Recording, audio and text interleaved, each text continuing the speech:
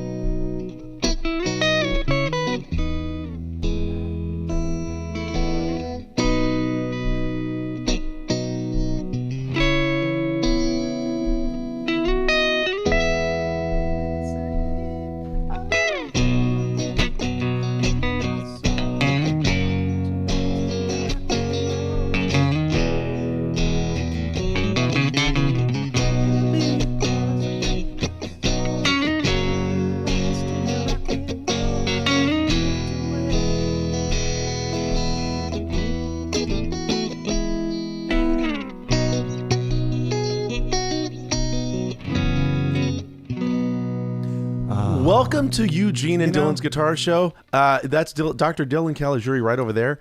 Eugene Edwards right over here. And we're going to do a deep dive on, a bit of a dive on Drift Away by Dobie Gray. Beautiful. This is beautiful. This record turned 50 last year. And really? Yeah. And it was a massive hit. Dobie Gray, kind of a swamp rock guy. He didn't even do the original. He wasn't the first to record this. The song had been floating around for a couple of years, but he certainly had the first massive hit with it. So it wasn't his song? No, it was written by someone else. That. No, and but it was but tons of people have recorded it, obviously, But we want to say hi to a few people first. We want to say to our usual our normal peanut gallery. We got Marilee's here, Mr. Coppola's here. I see Michael Storms. I see Mr. Fogelman, Eric L, Mr. Warwick, Darren M from Northeast Kansas. Hey, you guys out there in the States getting all that weather, please be careful, all right? Yeah, don't looks rough. up there in Connecticut, Mr. Coppola. I'm just try and stay dry. It looks rough even in Northern California, actually. Oh, does it? Yeah. Are your people all right up there? Well, I mean, they're just saying that, it looks not desirable. Not desirable. Yeah. All right. Well, stay safe from that not desirable weather. It'll clear up soon, I'm sure. If it makes you feel any better, it's been windy to the point here where I wasn't sure. You wear a sweater today. You're wearing a beautiful sweater. It never happens. Yeah. So and here in Southern California, our jackets and sweaters come with instructions. Well, we wear Gore-Tex when it hits about 58. Sure. Like waterproof Gore-Tex. Yeah. Yep. And so now why? Now you came up with this was your suggestion. This was not a reader suggestion, so to speak. Yeah. This was your call. Right. I just what? What's your relationship with this song? It's such a genuine song the way he does it. Yeah. I mean, because okay. There's he didn't leave anything in the tank. Mm-hmm. Oh, right. Like he didn't. It wasn't like he left some performance behind. There's some melisma in the vocal. There's some melismatic sort of I don't know that he went. Okay, well, it's not Mozart. Quite there. So he could have done more. He could have done more. Calling Dobie, Mr. Gray, a little lazy on this one. But the song, it's very clear, this whole song. Yeah, the lyrics are clear. The melody is clear. He even talks about the melody coming through, actually. And the guitar, obviously, we're going to be a little guitar-centric on this thing. The lead guitar was played by a guy named Reggie Young. I've mentioned him on this show before. Yeah. He was a session guitar player, essentially, based out of originally Muscle Shoals. He was part of the Swampers, right? Lynyrd Skynyrd in Sweet Home Alabama, they saw in Muscle Shoals, they have the Swampers. The Swampers was a nickname for the musicians that worked out of the Muscle Shoals studio in northern Alabama. They played on Aretha Franklin records. You hear them on some Rolling Stones records. Wow. You hear them on Bob Seger's Against the Wind, side 2. That's them. And on and on and on. So, and they're also on this. And Reggie Young also would do session work in Memphis for a while, play on some Elvis sessions. He plays. And it's really good. The intro to Suspicious Minds. Yeah. The on Elvis's record is Reggie Young. Boy, you can kind of tell because he had a grab. He had a grip. Well, he used a lot of hybrid picking or no pick at all. Right. Another great intro. Can you play the guitar intro, please, to Son of a Preacher Man by Dusty Springfield? Because that's Reggie Young.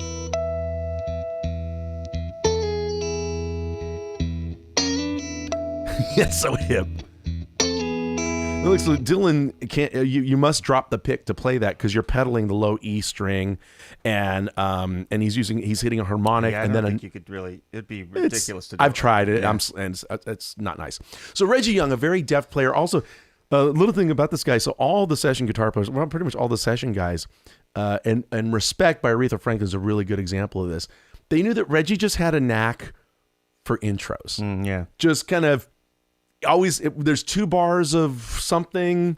I just let Reggie. So with Respect, the Aretha Franklin version of that song, they knew they're just coming on the 1 chord to the 4 chord, 1 chord to the 4 a couple times before the verse starts on the chord 5. So he just comes up with that, and he pretty much hardly plays anything else on the whole record. He just lays out, and another player, the rhythm players. So just had a way. So look up Reggie Young. Look up some of the big hits he's. Eventually, he floated up to Nashville. Yeah. And played on tons of sessions in the 70s there. So there's a lot of evidence of what Reggie Young has done, but we can learn from Reggie Young. So that's what it is. Now let's talk about the intro. And by the way, listen to this the tone that he has on Drift Away. Pretty much everything is a very clean sound. Not a lot of gain. Clearly, there's stereo chorus. It's got to be like that TC Electron. I don't think it is that, but that in the style early of 70s. stereo Did they have a chorus. stomp box? They had. I think they would have been using know. that rack mount Roland unit or. Okay. You familiar with the one I'm talking about? It just has 4 buttons and it's famous. Oh, okay. So there you go. You have And that 4 would have been options. that It's would like have been going in and out. and that would have been in the studio. That wouldn't like Yeah. Okay. Yeah. So, But so there was clean sound. chorus units too on the floor. It's just they were huge. Oh, I got you now. Yeah. Because they're emulating a tape machine being Exactly. wobbly. All right, so now let's just go right into walking through this intro that Dylan's gonna play, and we're gonna extract a lesson out of this. So I don't know, can you see? If you put me on Three? three, maybe is it 3? Oh yeah. Oh yeah, you're a little blurry, aren't you? Are you in And they frame or want is it- everything, don't they? Oh no, it looks great. That's fine. So I'm just going to be the voiceover here. Now, it looks like Dylan's working 2 main positions. Clearly, he starts at the 2nd fret, his A-shaped B major chord. Right? Okay, fine. That's the 1 chord here. So we're starting on the key. We're in the key of B natural, by the way. Not a normal key for a lot of songs. That kind of also helps this thing along in a way because it kind of sits differently between other records that might have been played on the radio. This has a different tone center. And we got that. This is the rocker. I know other people don't consider the other possible way to make this. This is actually, if you grab a Andre Segovia book, he's going to. Yeah. Might get it This is fine. like taking. So actually, you're going to use an individual finger for the 3 notes of your track. That's another one. You want to see how I have always done mine? Oh, 2 is your closest. Because I grew up watching so much Eric Clapton as a kid that my bar 2 chord or my A-shaped chord is this. I use my pinky and then I'm flipping out because I would watch him do Layla.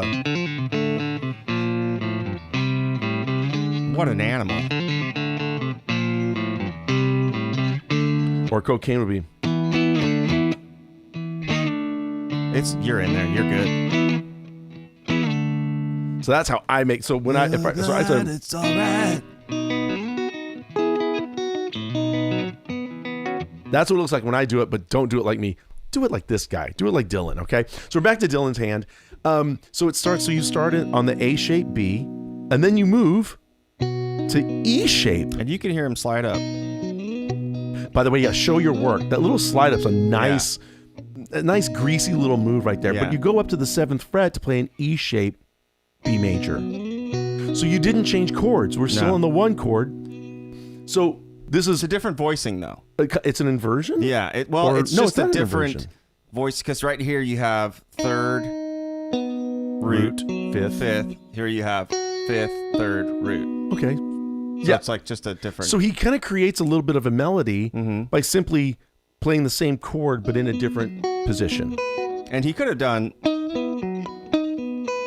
Like he could have done it all here. Could have spelled it out but somehow. It doesn't have. You know, it's you doesn't can hear have the that rattle. soulful grease, yeah. There's just like there's a proximity effect with the guitar. Yeah, and with that chorus effect, he's also kind of there's this fluid, peaceful thing that the record's establishing before Mr. Dobie. Yeah.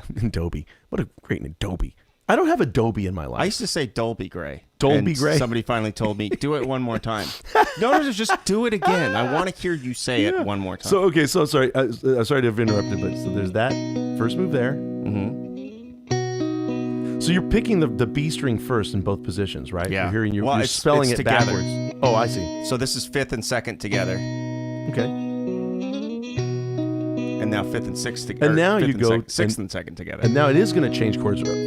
to Well, not B6. even. Oh, so it doesn't go to a whole E major? No, it's just Okay. and then, sorry, what am I doing?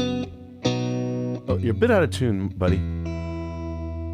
So here's what I see. This is how two guitar players can hear the same record and then like have different tunes, because I've always heard it as. No, you're right. He doesn't do a full blown E major. I only know because.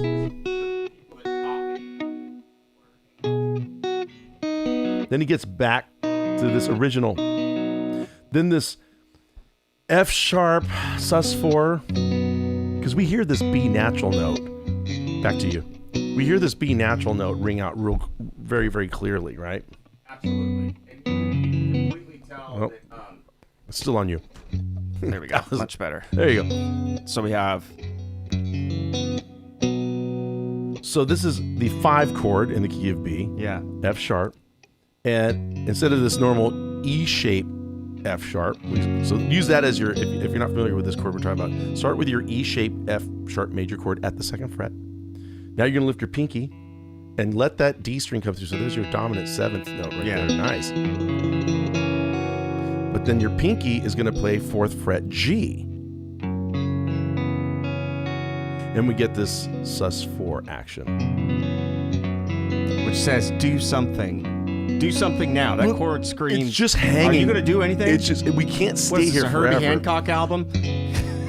So we're twisting in the wind, Yeah. and it resolves to the B major, the original chord. Nice. And then, oh, that's so cool. Oh, that's so hip. I love that. This is such a nice move. Okay, now. That's what makes me think it's a Strat, because the way it hits Yeah, those it could notes. be. But it Yeah. could just be middle. It Yeah, could be middle. because Reggie notoriously uses this red Telecaster a lot, but it does sound awful a lot like a Strat that's out of phase. Because I don't think he ever modified his Tele. Maybe someone in the chat knows. So yeah, they're giving us camera tips. Sorry. Oh, yeah. So it's the aperture of the F gain. Uh huh. I have no idea.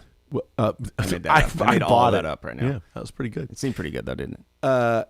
So anyway, oh yeah, Mentor Williams. Is the guy who wrote the song. By the way, that's true. Wikipedia is who was correct. it? Mentor Williams. He was Mentor Williams. Yeah. So anyway, What a hell of a name to give a kid. You know, it's like, yeah. well, that's a lot to live up to. You know, yeah. I'm No, not he gonna did- be a mentor. He didn't double track, by the way, Michael. It's definitely a post effect sort of thing, by the way. But you're right. You can do that for a really cool chorus For a effect. phase It's like kind of effect, more yeah. phasing. So then that move, Yeah. and then when Dobie comes in to sing, it moves to the 4 chord. Day after day. But Reggie plays this really hip. And then guitar 2 plays. Right. So now, what is that lick? Show them on camera 3 how to play that really, really hip lick. So with your pinky or anything. I'm doing it there, but that might be tricky for Who people. knows? Who knows? We have strong pinkies because we play a lot. Yeah. But even just show them with the index finger, just as I a think this starter. is the easiest way to do it, but you'd have to go. Which is okay, but you're going to have to cover the strings. All right, there you go. Good And point. I use pinky because I'm literally covering here. Great. That's a great reason to work your pinky. Get that. You do your crawl exercises, your scale exercises. Get used to using your pinky a lot, because you can do a lot of fret hand muting with those other fingers. I use the pinky for a lot of muting. Yeah. Or if we're using our pinky, you have the other bigger fingers to use for Absolutely. muting. So that's a really good tip. Now, Yeah. so it's B string and high E string sliding from fret 7 up Absolutely. to 9 and Yeah. then back to 7.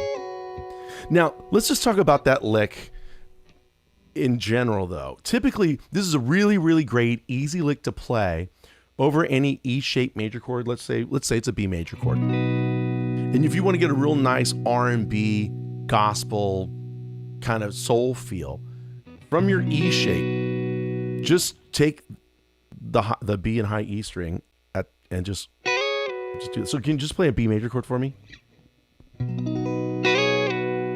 That's the feel of that thing. Can we talk about why this is a gospel R&B? Why is this a gospel Yeah. R&B thing? So, if you guys think of it's called the plagal cadence, It is? right? Yeah, it's called the plagal cadence. It's also known as the Amen cadence, right? Oh, right, Which right, is- right.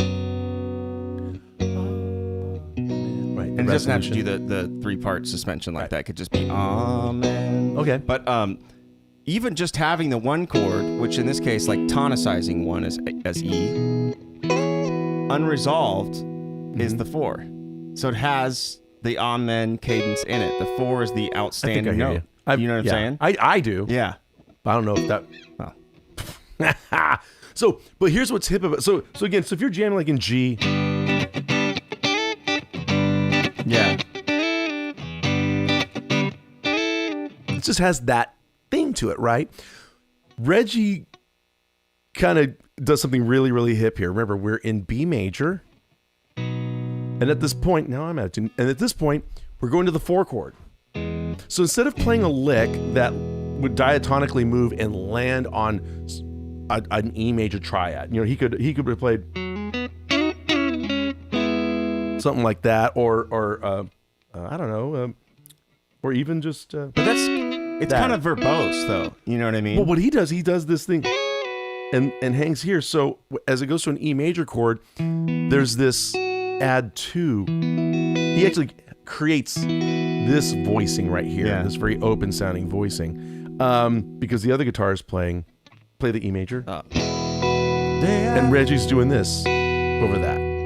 Very, very hip. By the way, these 2 notes perfectly diatonic to the key of B major, though. Yeah, like these are total scale tones. They're just not all chord tones of E major, which is where the band went to. Yeah. Anyway, so that's a really, really hip idea, simple, not physically difficult to play, right? And it's very musical because again, it's abiding by scale tones. He's creating a little bit of a tension there, because definitely. that E chord. What's the first? There goes. Day after day, I'm so confused. So he's kind of like, and then he's doing his little noodle. Let's talk about some of the noodle things. The noodling his little fills. Incredible. All right, here I'll play for you, and you want to. Okay, so this is an idea of what Reggie's doing. It's all it's sort of Reggie-esque. Bruce Richards says, I keep hearing Jason Mraz, which is interesting because you're right. Mraz, there's a lot of sus2. He does a lot of sus4 things.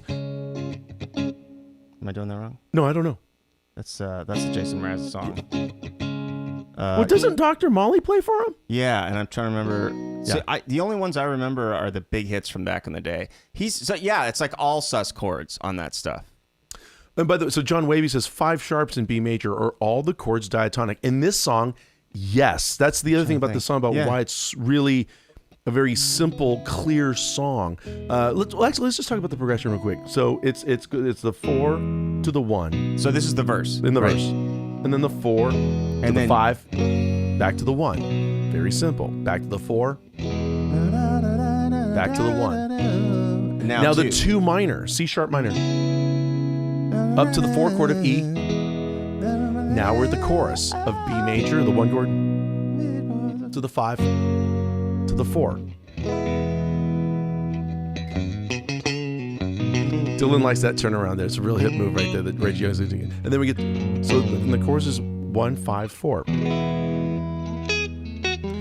And then we just repeat verse and chorus again. Now there's a brief bridge. It feels so dramatic when it happens, but he simply goes back to the 2 minor, to the 4 chord, to the 1 chord, 2 chord again, C sharp minor, E major, to F sharp, the 5, back down to the 4 for the last verse. I have a story about that. Let's hear it. So I used to play this song on tour with a bunch of old touring musicians that were really good, and I was the kid. I was probably 22, 23, I don't know. And so every song was new to me because when you're a kid, I didn't know you don't actually know anything when you're a kid. Yeah, you know what kids. Anyways. We're bulletproof at that age. So the guy that sang real well on this song was the drummer, and his name's Mario Ortega.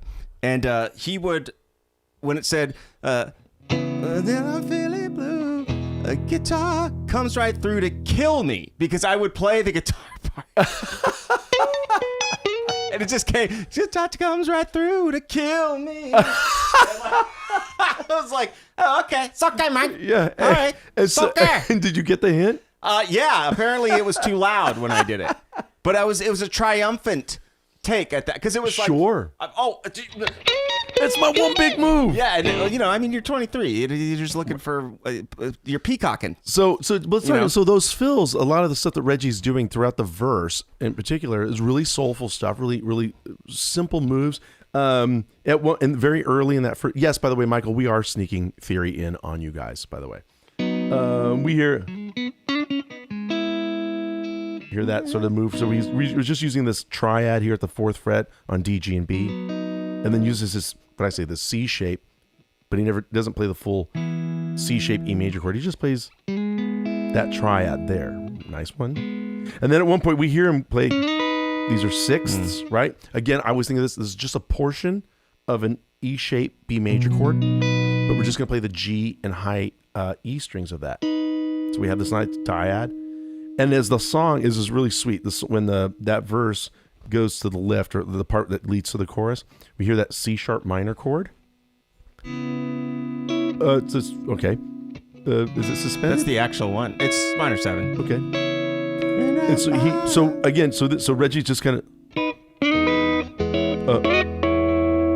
C sharp minor. That move there. So now he's playing just, again, think of your E minor shape, C sharp minor at the 9th fret. This right here, that's our 2 minor chord. Again, he's just going to play the G and high E strings of that to create that real smooth move. And then as it goes to E major, that's one of the better parts of the really sweet stuff. So these 2 notes, E natural and C sharp, they're both going to go up a whole step, or i.e. 2 frets each. And this is still diatonic to the key of B major. This is an F sharp and a D sharp. And he's just using those as scale tones to get up to this, which is, again, part of his E shape E major chord by the 12th fret.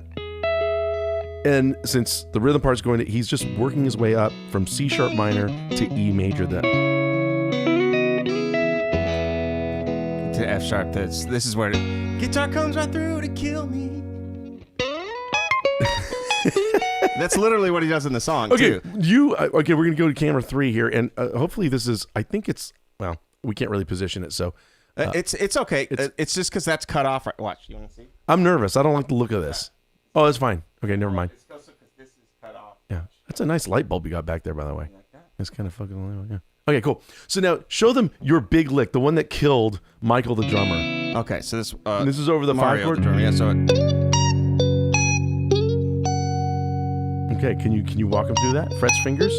So give him a lick, Dylan. Come on. You're tonicizing F sharp, which means you're walking down from the 3 chord minor, which is the notes C sharp and A sharp, B and G sharp. So it's all on just the G and high E strings that you're doing this. Okay. So we have a neighboring tone, chromatic neighboring tone. Oh.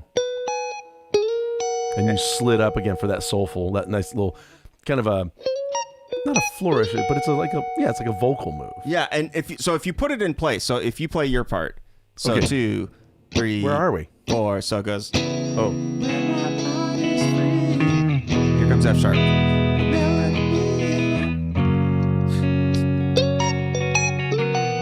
And it's super exposed, like the way that it's there. The way it is in the mix. Yeah, and which makes me think he ad-libbed those after they cut the vocals. Yeah, he probably came back. Yeah, right. Oh yeah, that might make sense, by the way. If you're recording like that, let's get the vocal. Yeah, well, I want to fit around the vocal. I don't want to fit on top of it. He wants to respond to whatever Dobie's doing. Yeah. That makes sense. Right. Yeah. All right, good call. Yeah. We only have a few minutes here. We just wanted and by the way, should we mention we're still in a bit of a holding pattern with the next workshop on Till. We should have it up next week for sure. I mean, for some reason we're having trouble activating the actual class. The class is going to cover similar things to what we're talking about today. Very much. So, for instance, I just worked on this with a student that paid a lot of money for college, by the way. So you can skip all of that. And go ahead. Well, I'm sorry. I just see Rory has a question. Can it be played with basic cowboy chords to sing along to? Absolutely. Yeah. Now, if you want to do that, I'm looking around. Dylan's a jazz guy, so he doesn't have a capo in his house. Capos are... So if you want to do it in Dobie's key of B natural, you'd put a capo on the 2nd fret. Yeah, play it like you're an A. And play as if you're in the key of A major. Yep. And the chords are the chords therefore would be A, D, E, and B minor. Those would be the cowboy chords you'd need to play this entire song and sing along. So you could also play it in the key of A and just play it down a whole or step. just sing lower. So it'd be like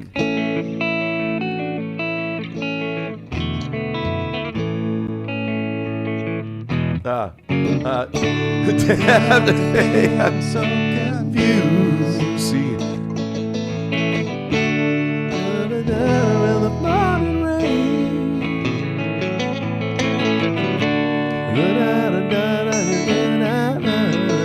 So that's just A. That's a B minor.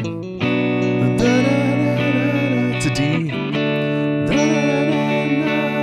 A. Still the 5 chord. This time it's going to be E. Then the 4 chord is D. And so on and so forth. So, and I'm assuming there's probably tablature out there that shows it, or a chords website that has it with a capo. It's a second fret. Robot. Because it does make it a bit easier. It does make it easier. So that's a great question. I'm glad you asked that, by the way.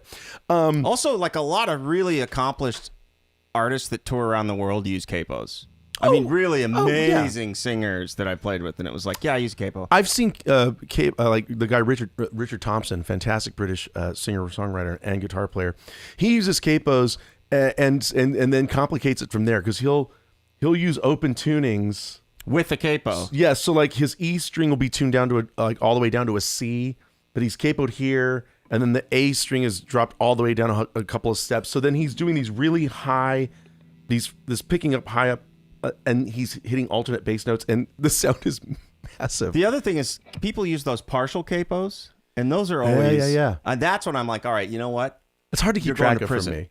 You're going to prison. The only version of that if I do a solo version of Norwegian Wood by the Beatles, I'll do it in the key of E like John did, and John has a capo at the 2nd fret. Right. I'll capo, but just from the A string down, and I leave the open E open. Right. So I guess that's partial capoing. Right? Yeah, barely. I mean, barely, but still. Because I want you could drop D it that way, or because you. Oh no, because you're in the key of E. Because I'm singing in the key of E. Yeah. Right. Anyway, I've got to run. I've got something to deliver. He's got to get some Bay. Pineapples. It's chicken soup. Actually, chicken soup to Hawaii. Yeah. So if you guys enjoyed this, I know we enjoyed this. You see the link for the Patreon. I'm still not good at this. Should be in the description of the video and all that. Let's do our damnedest to make sure we'll announce it too. We'll send out We'll announce it, and there's a new Instagram account. It's Eugene and Dylan Guitar Show on Instagram. If you look at our Facebook page, though, I gave you the link in there. So, if you're following us on Instagram, you'll see some things there. We'll put up clips and yada yada. Yeah. But and also, if you are already a Patreon member, go in there. There's a tab to the intro to Drift Away. That's right. Just for you. Yeah. So, anyway, thank you so much for this. Yeah, it was wonderful. It's such a great song to me. You ready? It's a great song. Day after day.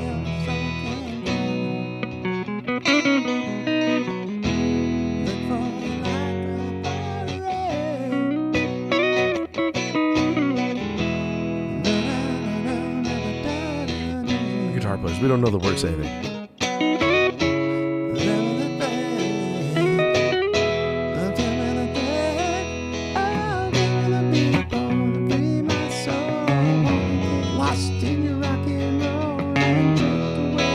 And then he plays these same licks just an octave higher.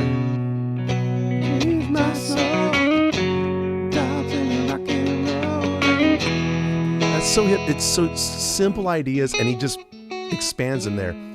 Great guitar playing. Not that hard. See you guys soon. It's tons of fun. Bye, guys. Stay warm. Great song. Thank you so much, John. Thank you, Eileen. Thank you, everybody. We'll see you around. Oh, yeah. He likes it when you